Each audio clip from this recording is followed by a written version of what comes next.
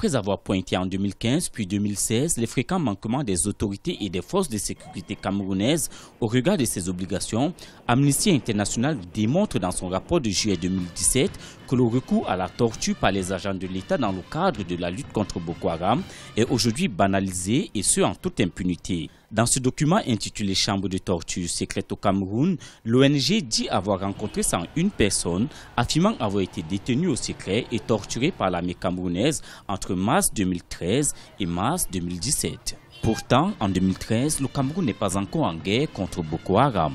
Nous rejetons, le gouvernement camerounais rejette ces contre-vérités.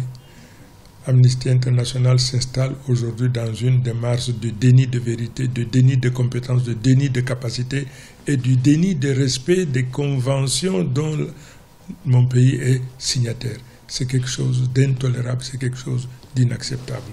En réponse au récent rapport de l'ONG internationale, le porte-parole du gouvernement a donné un point de presse vendredi 21 juillet à Yaoundé.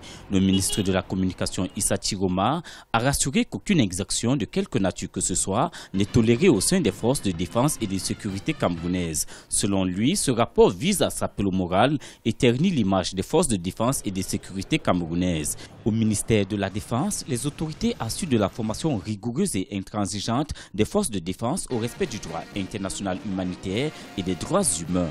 L'armée camerounaise, n'est-ce pas, fait un effort extrêmement important pour pouvoir condenser dans le vécu et dans la manière de faire des militaires camerounais des connaissances sur le droit humanitaire à partir de la formation de soldats où il est imposé des modules de droit humanitaire jusqu'à l'école supérieure de défense.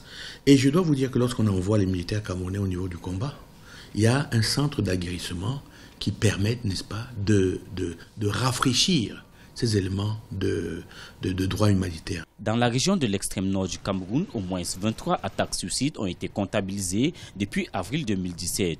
Pour les 4 dernières années, Boko Haram porte la responsabilité de la mort d'au moins 1500 civils dans cette région.